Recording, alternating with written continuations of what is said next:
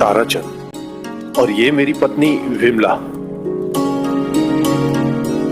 हम धुलिया से हैं। इस्पात बनाने की एक मिल है मेरी वहां। नाना साहेब चांदोरकर जी ने जब आपके बारे में बताया तो आप जैसे सिद्ध पुरुष के दर्शन करने के लिए हम अपने आप को रोक नहीं पाए और यहाँ चले आए। अब सिर दर्द कैसा है? नाना साहेब ने बताया था कि हमारे आने के पहले ही आपको हमारी तकलीफ पता चल जाएगी, पर हमने उन पर विश्वास नहीं किया था। साईं, जब आप पीड़ा जानते हैं तो उसका उपचार भी जानते होंगे।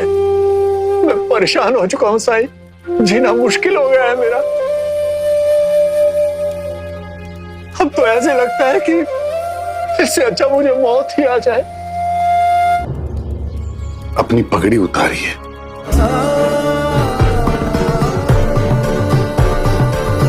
सालों से इनको इस तकलीफ में देख रहे हैं। हम तो उम्मीद ही हार गए हैं कि कभी कुछ हो पाएगा। जब से इनको ये घाव हुआ है तब से ये ठीक से सो भी नहीं पाते हैं। सब ठीक हो जाएगा। यहाँ पास में एक तालाब है, वहां जाकर अपनी पगड़ी बहा दीजिए। ये क्या कह रहे हैं आप? आपने मुझसे मेरा सारा धन मांगा होता तो मैं खुशी खुशी दे देता, लेकिन ये पगड़ी तो हमारे खानदान की शान है। जब हमारे खानदान में कोई बेटा जवान होता है तो ये पगड़ी उसको पहनाई जाती है, पगड़ी उसकी चिता तक जाती है। मैं कैसे पगड़ी का त्याग कर दूं साईं?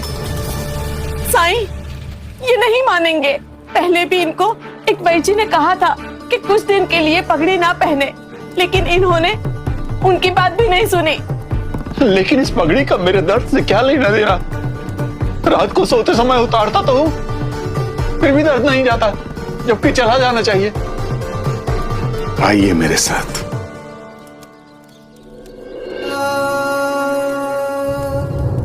क्या दिख रहा है? पत्थर के नीचे कीड़े मकोड़े तो होते ही हैं, लेकिन क्यों? क्योंकि पत्थर के नीचे अंधेरा है, नमी है, ठंडक रहती है, जो इन कीड़ों के लिए आवश्यक है। उसी तरह पगड़ी के नीचे घाव को पनपने के लिए जगह मिल रही है। अगर आप पगड़ी उतार देते जैसा आपको उन वैद्य जी ने कहा था तो शायद अभी तक ठीक हो जाते। ये घाव समस्या नहीं है, समस्या वो अहंकार है जो इस पगड़ी के धारण करने से आपको मिलता है। किसी भी चीज का अभिमान इंसान का नुकसान ही करवाता है। पगड़ी पहनने में कोई बुराई नहीं है, लेकिन उस पर गुरूर करना, उस पर इतना निर्भर हो जाना कि अपनी भलाई के लिए भी उसे ना उतारना, ये सही नहीं है।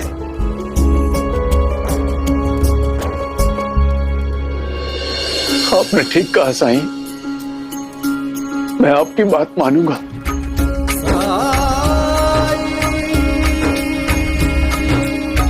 विनम्र रहो, जड़ों से जुड़े रहो, और जड़ से जुड़ने के लिए मिट्टी से जुड़ना बहुत जरूरी है,